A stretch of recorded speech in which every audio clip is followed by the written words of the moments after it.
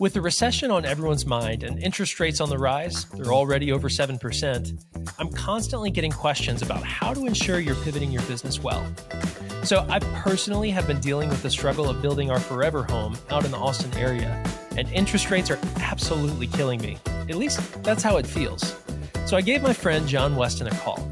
He runs an incredibly successful real estate firm out of Washington, and he provided some advice that absolutely rocked my outlook on the future. That's why I asked him if he'd be willing to carve out some time to jump on this episode of Good Business.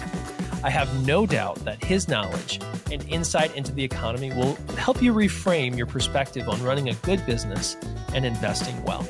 I'm your host, Clay Vaughn, and I'm best known as the CEO of Reverent, a full-service agency that focuses on helping you market your business and share your story. If you're tired of letting your cold, warm, and hot opportunities fall through the cracks, then I think you should take a listen to this quick message from our new sponsor, Rocket Fuel.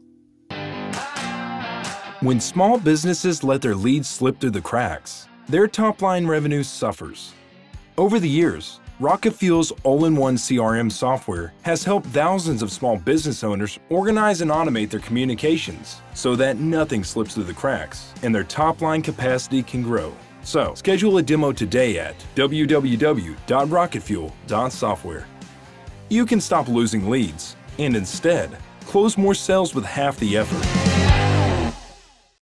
Well, welcome back to another episode of Good Business. I've got an amazing guest today, and John and I were actually having a conversation just last week, and I was like, oh my gosh, there's so much value packed into this 30-minute conversation. I've got to share this with our audience. And so, John, thank you so much for entertaining me and saying, hey, yeah, I'd love to jump on.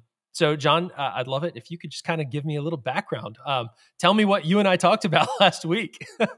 Well, you came to me, you're in Texas. I'm in Everett, Washington, which is north of Seattle. And you came to me and just asked me a little bit about what's going on with the real estate market on a global, or I would say a national level, and then at a more geographic specific level. So I can give you a very high level. Let's start there, and then we can kind of drill down to the more specific levels. Let's do it. So as we start, we have inflation. Not our problem. We all know whose problem that is and where it came from. They say it's at 10%. I personally think it's higher, but let's just say it is 10%. That means there's a hole in the bucket. Your $1,000 is now $900 next year. Your $100,000 is now $90. Do the math as you scale up. So people that are liquid, that have a bunch of cash right now, they're really in a predicament because they want to be able to be flexible, but their money is devalued considerably over the next 1 to 2 years. The biggest, I would say, protection against inflation is a hard asset, which is real estate. And there's other hard assets, but real estate is going to be the primary one from where I come from. When we have inflation, the federal government, the cause of inflation, now combats that inflation with rising interest rates. So for context, we're coming off crazy high inflated prices. So in Seattle, for example, and all of Puget Sound, you're getting offers for $50,000 to $300,000, and in some cases you'll hear more than that over the list price. And that was happening as much as like 12 months ago, and that was happening for years, right? Totally inflated, not real. But then we also had artificially low interest rates that were held there, which was the reason for those high prices and for a very low inventory. Also, to be honest with you, probably by design in many cases. But regardless, we still have a very low inventory of about 6 million homes. So keep that in the back of your mind. So we have inflation and rising interest rates. If inflation keeps going, interest rates will keep going up to combat it. The federal government has increased them. I actually just checked with my lender this morning. I need to get the exact figure, how many times they've done it and from when. But picture sky high prices with artificially low interest rates to immediately increasing interest rates almost double and a half to high prices. It's like cut the gas in the airplane. The airplane is now losing elevation, right? If you think inflation is going to get taken care of, you're good. Home prices will steady out. If inflation is not going to get taken care of, interest rates will keep going up, which corrects the housing market downward. We have to go through a correction. We have to. There's no way that we could keep going. People couldn't afford a home. It wasn't real. None of it was real. So super high level, okay? There's still a ton of money in the system. I don't know if you've gone to the mall or if you've gone to a hotel.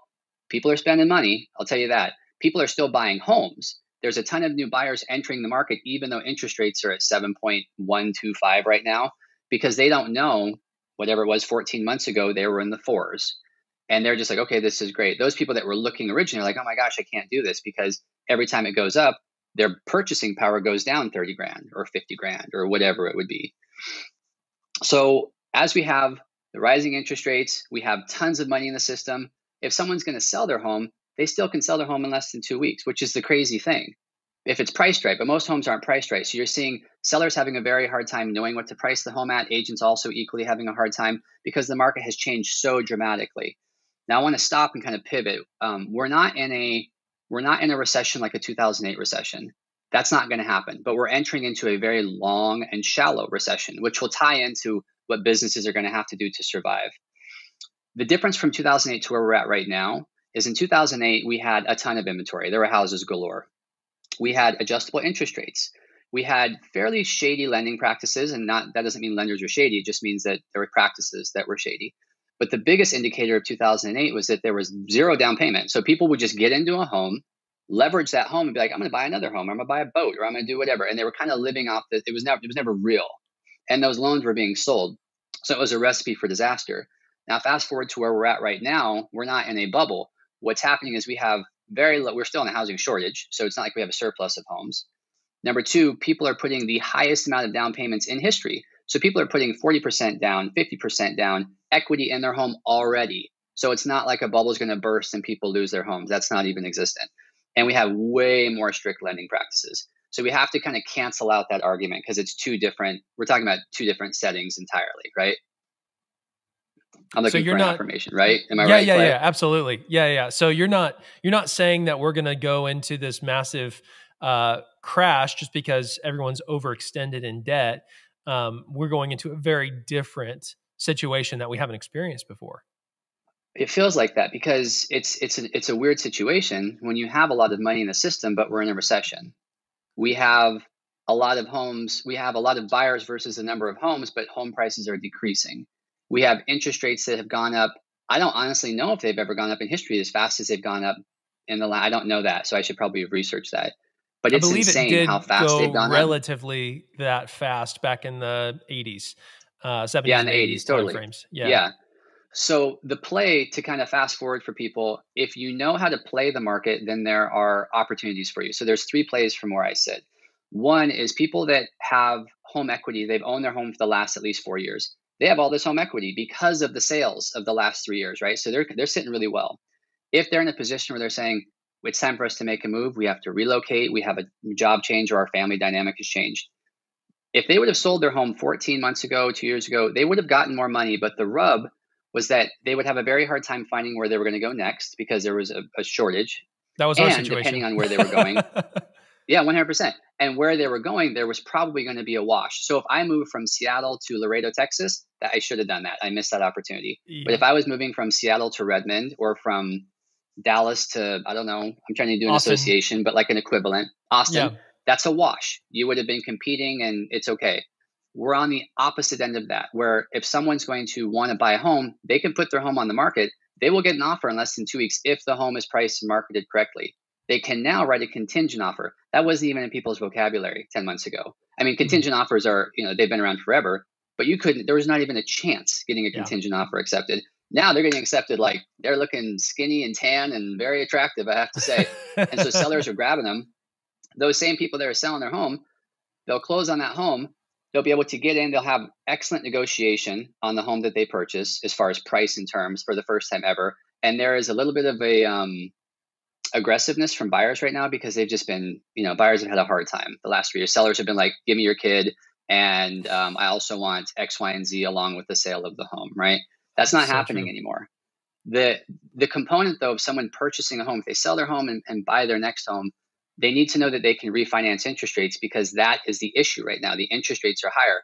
But think about it, if they have all the equity in the home that they sold, they're putting a huge amount down on their home, on their next home, most likely for a down payment. So the interest rate definitely matters, but not as much as if you're putting like 5% down on a home. Right. Knowing that they can refinance their interest rate. So they're entering into a soft market. So what I'm personally seeing is people that are relocating are scoring, or they're moving up or moving out, they're scoring.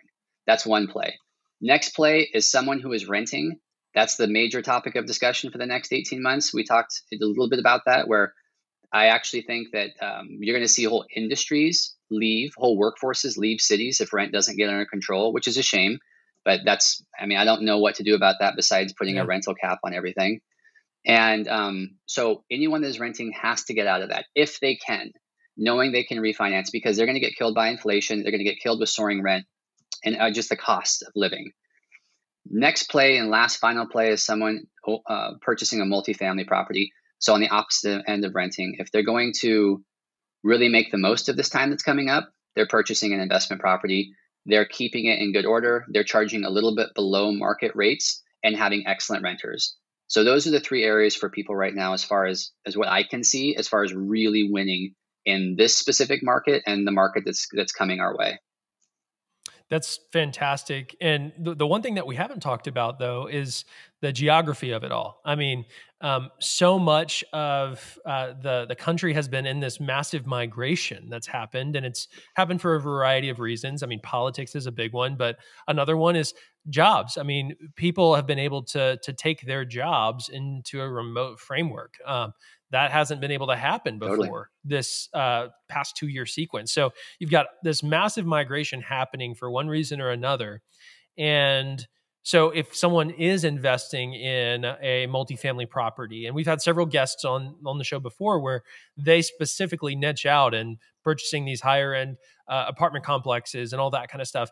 But if someone's interested in investing in an area where there's massive development. So in states like Texas and other areas like Florida, where that migration is kind of centralized, and you have these other areas where you're having a population reduction. I think California has seen a massive population reduction because of low birth rates and exodus from the state because of politics, the tyranny, everything tied to that. Yeah, the tyranny of it all. Yeah. So what does that do? Like if you're thinking about buying a multifamily property in California, or let's just say another big, let's just say progressive state, Washington, where you're at, or Oregon. I mean, what does it look like in those areas? Well, there's two things. I think one, if you're going to buy a multifamily property, you have to look at the regulations in each state. So if you look at Washington, renters' rights, they're a little lopsided. And so you're going to see that in more, I guess, progressive states is probably the best way to articulate that. So you have to kind of gauge whether or not that's something you want, as opposed to going to maybe like Tennessee or maybe going to Utah or something like that. The other component to look at is, are you looking for cash flow or are you looking for appreciation? Because it's two separate things. And if you're looking for cash flow, then maybe a Utah would be a good option, or a Fort Wayne, Indiana would be a good option. If you're looking for appreciation, California and Washington will probably have a better appreciation than Fort Wayne, Indiana, strictly just based on the economy, migration patterns. Although migration patterns, like you say, people are moving. I mean, we went through the Great Resignation and the biggest migration since really the Depression and the Dust Bowl. I mean, it's insane how many people have moved. Yeah. Even though those people are working remotely, their industry is still in economies like the Puget Sound, or economies like different areas of California. So those job centers will have higher appreciation. So it just depends on the person's strategy and how much they want to put up with, is probably the best way of saying it. Yeah, no, that's great. That's great.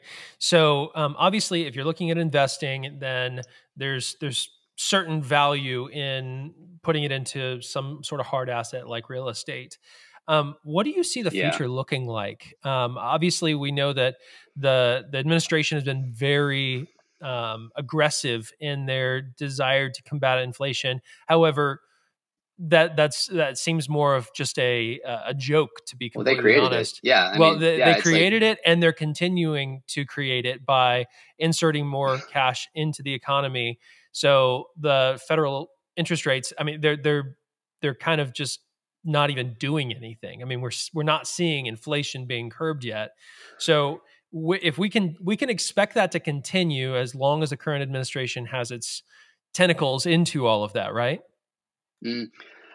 Okay, so yes, this is tricky because it's created because of our spending and our printing, which is going, I mean, that's a whole nother conversation. Right. The interest rates are going to keep going up until the government declares a recession, which they've redefined.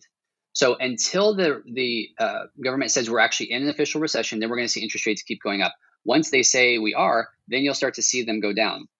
So if I knew it was going to happen, I'd be on a book tour. And I just have to say, a lot of this information I'm getting is really, it's coming directly from a company called Buffini and Company. And I want to give them recognition because the gentleman that runs it is the best ever. And we can get to that later. Fantastic. But what's going to happen with real estate, is there's a cycle happening where it's going to be a stalling. And I'm already seeing it because what we'll do is we'll take that high level. Here's inflation, here's interest rates, here's what's going on with investment properties and renters. But then you take it down to a street level. And you see, and you kind of vet it to say, is this really happening and what am I seeing? When interest rates go up, fear just ripples across every geographic center. And it's just, you can't see it, but you can feel it. When fear happens, most of the times people freeze. So you feel a cycle of this stalling. And then when the interest rates will go down, maybe like just 0.25%, then you're going to see all those same people that were frozen and paralyzed jump in. So it's going to be like a feeding frenzy. And then the interest rates might go back up again and you'll see a stall. And then they'll go down again and you'll see this frenzy. Now, it depends on who you listen to, but people have said that interest rates are going to go down, keep going down. I personally think they're going to go down within 3 years considerably. But for a while, we're going to be in a recession setting where it's going to be service and training are going to be the keys out of it. There's no longer just I'm picking up my phone, whether I'm a contractor or whatever industry you're in. It's not going to be happening like that anymore from what I see. No, which is good. I'm actually excited. I feel like it's a ton of opportunity for people that are trying to make it. Yeah, I'm like, okay, I'll take that all day. I don't want to see a recession, but I also would like to see a lot of people get out of the industry that I'm in because it's not healthy. Absolutely. And one thing that I talked about in the podcast that just dropped just this past week was something called Blue Ocean Strategy. And I think we're in this really unique stage in our economy where there are going to be a lot of blue oceans because the shark infested waters in these highly competitive spaces. For example, real estate. I was speaking with a massive brokerage firm that we're working with now just yesterday, and he was saying that on average there's a one agent in our country for two houses for every 4 agents, essentially. So there's more agents than there is inventory right now in the entire U.S. However, there's over 1 million new agents in process right now who are trying to get their license. 1 million. So we're almost doubling the real estate industry of having these new people coming in. But what you're going to see is they're not going to do anything with it because you're going to have these experienced people in the real estate space who were successful, who were not just running a fly-by-night company. They're going to survive. And then you're going to have all of this new competition coming into the market, but they have no authority in the space. So it's going to be a very competitive space for the new people in the industry, but for the folks that have been in real estate honestly, if they've been in real estate for more than 5 years and have a reputation, then they're going to be in a blue ocean. There's not going to be as much competition. And so I think there's a lot of opportunity in that. Okay, let me give you some stats there. No, it's just one industry, but I feel like so many industries are the same. I've worked in different industries, and there are some principles I feel like that hold true.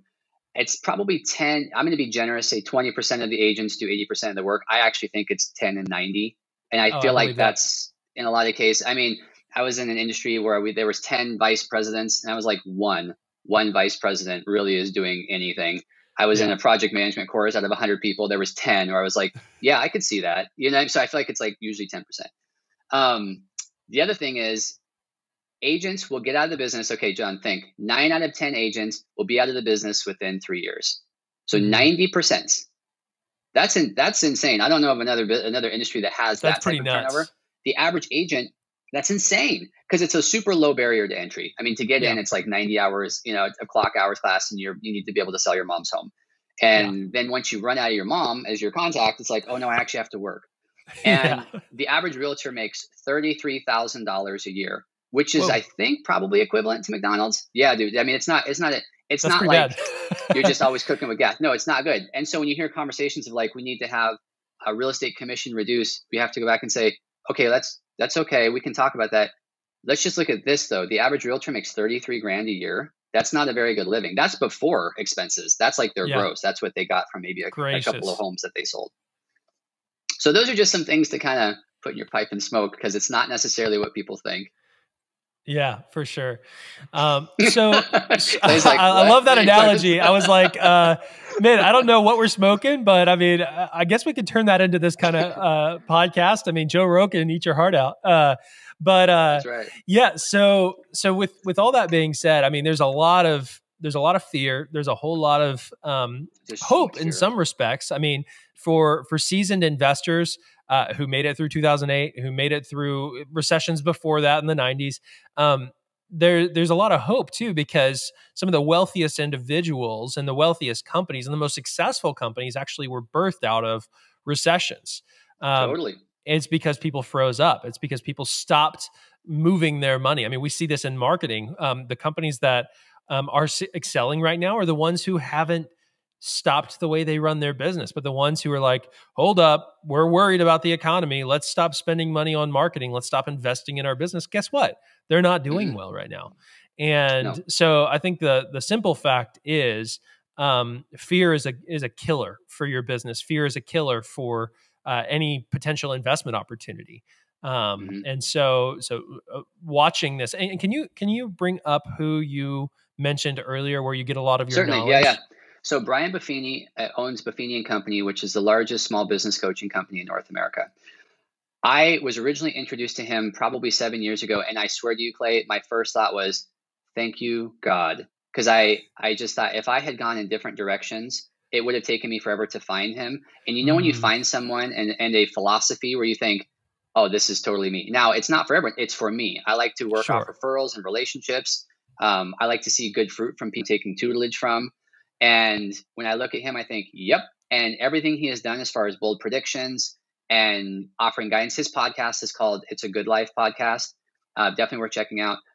A lot of the information I'm getting is from him at a high level, and then I'm able to vet it, which is like invaluable to me. For example, he'll do the research to let me know that it's 20% of agents will be out of the business, and major industries that you and I both know, major players in the real estate space, are going to be done within probably 18 months. Now, I actually think it's going to be like 40% of agents and lenders are gone. And again, I'm not dancing because I'm so happy, but there is a good side to that. And the companies that you said are growing and actually birthing something even better is because they're forced to make adjustments, and it's hitting their market better, which is what I feel like is wonderful. I think, and the people that have been doing that already, it just brings them to a higher playing, like a higher level, so to speak. Yeah, it's really easy to grow a successful business when the economy is booming.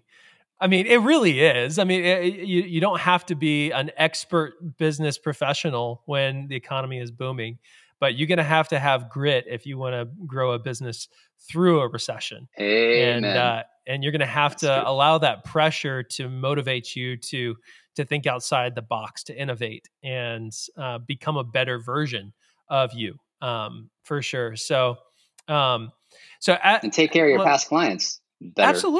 Absolutely. I mean, one thing that I constantly guide my clients through is, hey, the best client to sell to is the one you already have. So why are you trying to bring in new business when you already have business and you're not doing it? You're not doing anything with it. So, absolutely. I mean, John, that's why you and I get along so well. So pivoting to you, I'd love to talk a little bit about what you do. And I mean, you mentioned that you run a real estate group. Can you share a little bit more about what you do? Yes. So I work primarily in residential real estate. I'm not trying to be the Hilton. I'm not trying to be in different counties in different states. There's nothing wrong with that, but that's just not for me. That's not my calling. I don't feel like. I would like to be the boutique brokerage, the best experience, the best restaurant, best hotel, best sports agents, best real estate agent, all combined into one in my area. And my area is Snohomish County, which is hard to say, but it's Everett. It's not Seattle. It's 40 miles, 30 miles north of Seattle.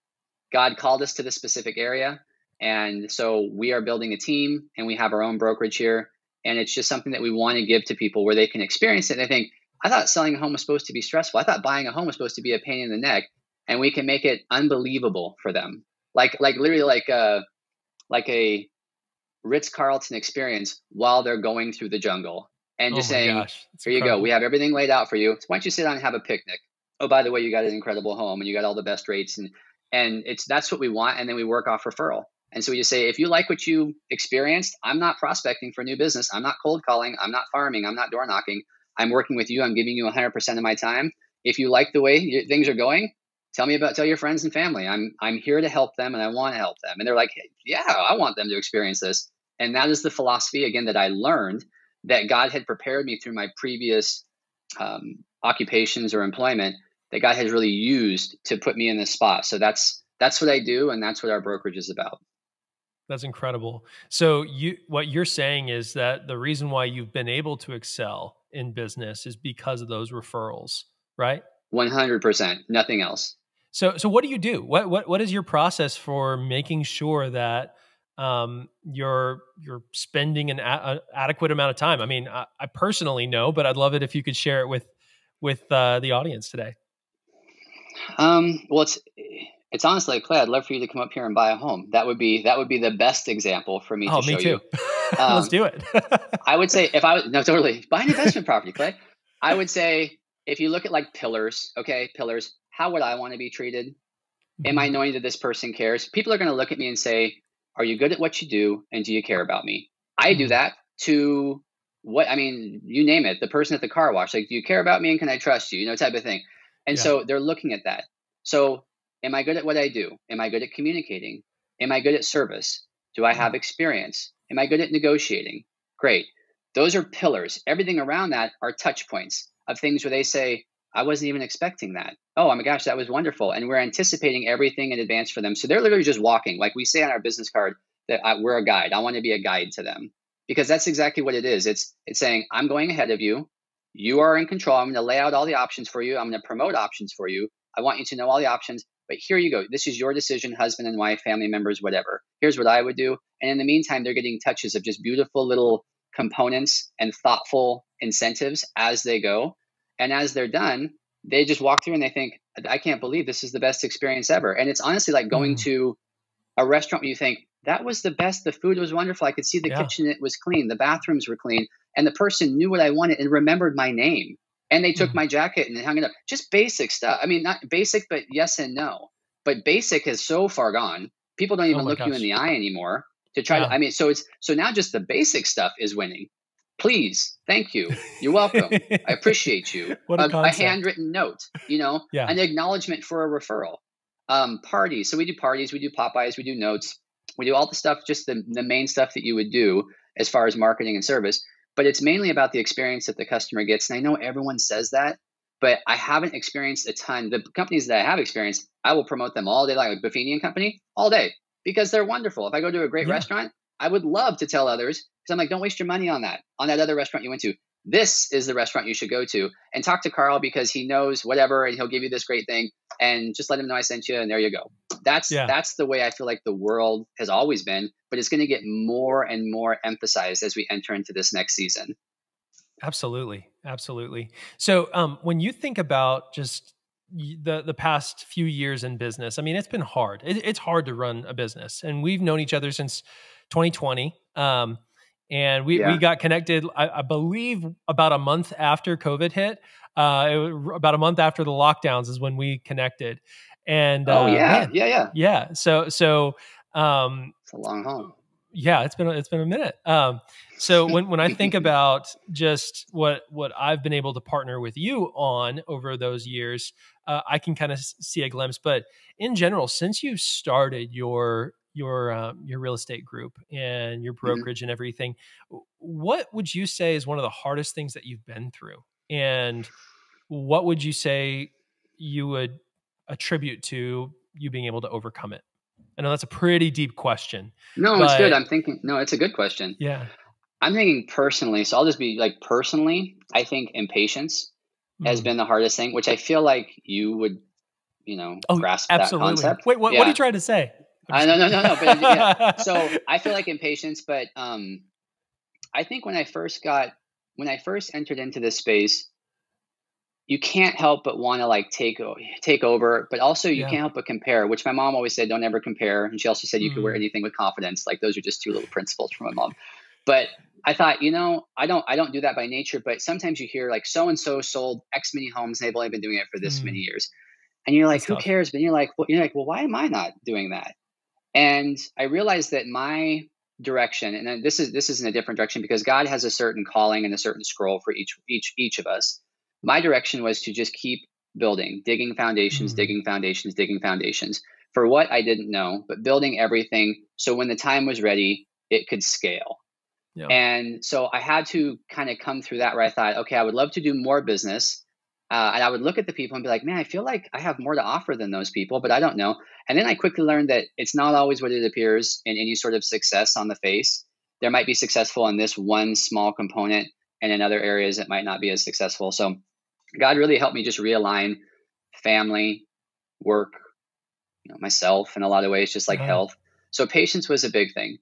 And trying to, and I still have that where I'm like, man, I really wish that this was happening sooner, but it's really, timing is everything. I tell my clients that timing is everything, but it's hard for me to remind myself of that, where it's like, just chill, you know, this is coming together. It's fine. And then professionally, what has been hard? Okay, I'm just going to say this, and just because it's the first thing that came to mind, it's hard seeing what is fed to agents in the industry. That's hard for me to see because it can be a real gimmick, and that's why there's such a heavy attrition rate. Because I mean, people will get in with a lot of excitement, and then they'll leave 16 months later with 30 grand in debt because they spent all this money on the things that were wrong from people who told them all the stuff they should do, all these training centers. And some of them might work, but the vast majority of them don't. And so that's been really hard to see that. Wow. That's maybe also like just another thing where I'm probably promoting this gentleman, because you can do really well in this business if you just do it right. If you start out by helping people, being honest, having integrity, working by referral, I feel like is the best way. It's the happiest way. Doing cold calls, I wouldn't want to get a cold call. I wouldn't want to get a blanket text with a lie like, hey, I was just thinking about you. Do you know anyone who wants to sell your home? I'd be like, that's the most impersonal thing I've ever gotten in my life. Yeah. No, I don't want to have anything to do with you. But that's what's being fed. So that's just something that came to mind that I wasn't even prepared to say anything about. So yeah. No, that's great. You know, I think to your point about the training centers and all that kind of stuff, social media has sold us this lie. I mean, I get so annoyed. I'm barely on social media. It's mainly for work that I'm there. But when I do log in, I see all these videos of, make $1 million overnight while you're sitting on the beach somewhere. I mean, it's just like all of these lies, and it's typically tied to real estate. It's, I'm a real estate agent and I close X number of homes a year. And it's this lie that you're going to live this lifestyle and you're not going to have to work for it. And I heard this stat the other day that and I was at a workshop, and we were kind of in the precursor to the workshop to get together beforehand. And one of the guys I was talking to said that 98% of people who attend a workshop or training space will not do anything with the knowledge that they gather at that training. I believe that. 98%. I don't know where he got that data, but I think the simple fact is true. I have coaching clients that I work with, and I won't work with them if they don't do anything that I tell them to do. But I mean, it'll be weeks that will go by, and we'll sit down and I'll say, all right, how have you done on this? Have you made any progress? No, I haven't done anything yet. But you said your goal was this. And so I think the reality is the attrition, the success, I mean, people can say, I mean, I personally will say that if you follow our process and you do it, then you'll find success. I mean, because it works. But the thing is, 98% of people don't do it. They're just like, I want it. I want to have success. I want to have a business that just gives me money for free and I don't have to do anything to manage it. But the reality is that's not how it works. No, it's a Thomas Edison quote. He says, success comes dressed in overalls and looks a lot like work. And it's I love that. It's not, okay. I've actually had, I don't know if you have these thoughts where they come into your mind and it's like, it's Clay 12 years down the road and someone approaches you and say, Clay, how did you get so successful? Or how did you become, overnight or whatever? And you just look at them and say, 12 years. That's literally what I think. Like, it's not, it's not super attractive. It's Yeah. just putting in the time, Absolutely. And the people that I respect the most are the ones who have put in the time, who are successful, and attribute it to the fact that, hey, look, I did not get rich quick.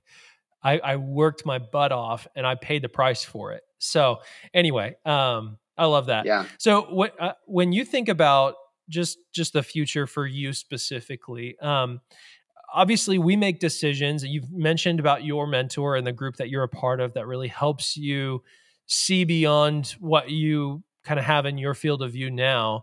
What would you say is influencing your success? And I know you mentioned the fact that you focus on referrals and you focus on delivering an excellent service. But when you think about the future, when you think about just habits that you're doing personally on a daily basis, I mean, is it truly just this mentor, or do you read books? Are there books that you recommend that have really helped influence your success? And do you believe that will continue?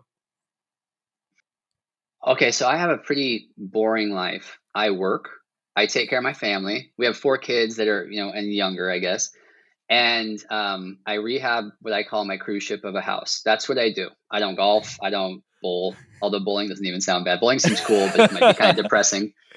But so, and I read. That's what I do. And so, what of the books that I've read, there have been very impactful books, but books that actually move for me that might help people listening. One book is called Prayers That Shake Heaven and Earth, which is in a different direction because it's not blue ocean strategy. It's not how to win friends and influence people. It is Prayers That Shake Heaven and Earth. And the author is Dan Duvall. The title gives a lot away of what's going on in that book. It moves. And so they have morning prayers, evening prayers. And I just find that when that is central, things move. Can't explain it. So that is something just that people might want to know. And that's what we talked about, Bride Ministries. Yeah. Totally different level, all that. So Prayers to Shake Heaven and Earth. I feel like I mentioned earlier, I get excited reading books about sports agents, hotels, maybe airlines, and restaurants, because those encapsulate to me what a real estate home buying experience should be like. There's not a lot of books out there by real estate agents that I have found that are particularly interesting, where people have talked about stories and how they've shaped and what they offered and all that. There are vignettes of different things, but not good books. So those books excite me on how to improve what we're doing. But those are mainly just like nice little gestures to people as we're meeting them or past clients. As far as success, it's just, for me right now, it's habits. But God actually told me, and we talked about this, God told me for me to get to the next level, it's not me working. It's not me reading the next book. It's me worshiping, which was very, very simple, but also very profound to me, because I thought, I'm not going to be going anywhere unless I'm worshiping first. And worshiping will bring me, that's the wind, right? And so that's going to be what elevates or is the force behind what he has called me to do, whether it's in real estate or something different in the future. But that's the win. So I thought, thank you, God. So now that I've also seen that happen since I feel like I got that word, and all of a sudden different things have moved into place, which again, you can't explain it, but you'd be foolish not to acknowledge it. Yeah. No, thank you for sharing that, John. When I started this podcast, and I really was doing it selfishly because I wanted to have the ability to talk to amazing people and get amazing guidance and feedback. And man, I'm just so convicted as you're speaking. I mean, the simple fact is God's hand is on your business, or it's not. That's it. I mean, you can work hard or you can not work hard. If God is for you, who can be against you? And the simple fact is, I mean, give God glory in your business and work heartily, be a good steward, but I mean, don't make your business your idol. And I love that. I love what you said about making worship be the path to your success, because I mean, whether that brings financial success or you're a critically acclaimed author or whatever it might be, like success is going to be having a deeper relationship with the Lord, and being able to translate that to your family and to your friends and anyone you come in contact with. So I love that. John, thanks so much for being on the show today. As we kind of come to the conclusion of our time, we could talk for hours, but I want to respect your time. And so there's two final questions. First, if you could leave the audience today with something tangible to do based off of everything that we've talked about, whether it's tied to letting worship be your path to success, or if it's tied to pivoting through the economic recession that we're currently facing and will likely be facing for the years to come, inflation, what would you challenge business owners to do? Well, super practically speaking, I would say what I am focusing on, and I think will be a big deal, is relationships and training and getting back to those skills, because everyone got a little sloppy because things were moving there's either nothing moving or things were moving insanely fast for the last 2+ years. And with that speed, skills got dull from what I see in my industry. So training is a big one, because that's what's going to last. Relationships, again, people are craving them. Like going back even 2 years, it feels like it's been more than 2 years, but relationships for sure. So whether that is reconnecting with your staff or past clients, but the two things, relationship is a big all-encompassing word. Training is specific to the industry. That's what I'm going to do. And that's what I feel like is the highest impact for businesses right now. I love it. And just as kind of a tangible tool that I could recommend to any business owner right now, and to you as well, John. I don't know how big your team is, but for me, my schedule gets so full, like it gets really full. And if I have no boundaries that I put in place, I'll be on the phone from 7 a.m. to 6 p.m. every single day of the week if I'm not careful. And so there's a tool that I heard about through another business owner called Reclaim. And Reclaim is an AI software that will allow you to be intentional with your team and the people that you want to be intentional with. So it'll auto schedule one-on-ones with your team members for you. It'll find it on their calendar, on your calendar, and it'll auto schedule it weekly, bi-weekly. That has been so helpful for me to be intentional. And it also helps put things on my calendar that don't normally end up on my calendar. Like, lunch. I mean, that's important. Even decompression times. And so, yeah, that's so important. Yeah. So, thank you. But anyway, yeah. So if you want a really good tool, I've really enjoyed that. Fantastic way to be intentional about those relationships when you have a lot on your plate. So I appreciate that feedback, John. All right. Second question. How can people engage with you? I know you run a real estate group in Washington. So unless you're in Washington, it's going to be tough to do business with you, but you give so much value. And you're all about the relationship. So I'd love it if you could kind of share what people can do to stay connected to you. Yeah, absolutely. Okay. So if someone's not in Washington and they need an agent in their area, I'm happy to refer an agent. We'll find the best one in your town. That's just something we like to do because it feels good to cut through all this stuff. They can just be connected to a good agent. If you are in Washington, I really am not working in Eastern. I'm working in Western. And you can find us. Our company name is Magnify Realty. I thought Jehovah Driver might be a little bit too much in your face, so let's just do Magnify. And you can go to our website, Magnify Realty. And if you just want to call me, you can look me up and call me. I mean, honestly, it's easy right now. So that would be the easiest way to engage. And I always say, if you have friends or family in Washington and they're thinking of making a move, send them my way. I will take excellent care of them. Never too busy for your referrals, which sounds kitschy, but it's very, very true. That's how we build our whole business. So that's how people can engage. And you can give me a call or text me and I'll get back to you as best I can. Yeah. And I would just also, one thing that I've really appreciated that John does very, very consistently is if you go to his website, magnifyrealtyusa.com, right? Magnify, yeah. Longest email handle, by the way, ever. Magnifyrealtyusa.com. Thanks, I should know. website. No, that's good. Hey, I built your website, so I should know this one too. It's true.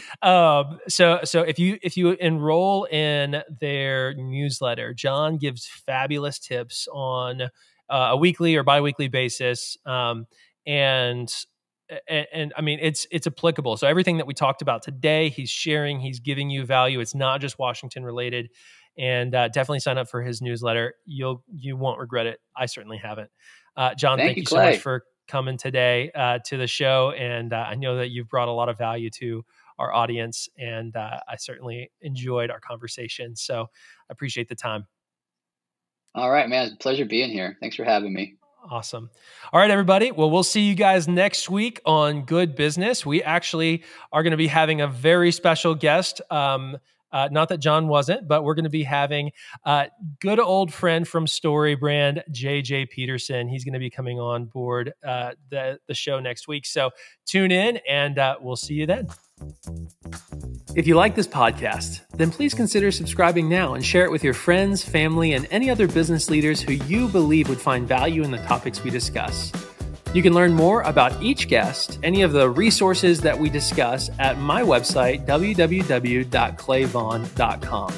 I also want to give a shout out to Rocket Fuel, our show sponsor. Rocket Fuel is an amazing CRM that has allowed my companies to grow exponentially. In fact, one of my companies went from converting 30% of its leads to converting 80% of its leads without seeing a reduction in lead volume. So I highly recommend you check out Rocket Fuel. And we'll see you next week on Good Business.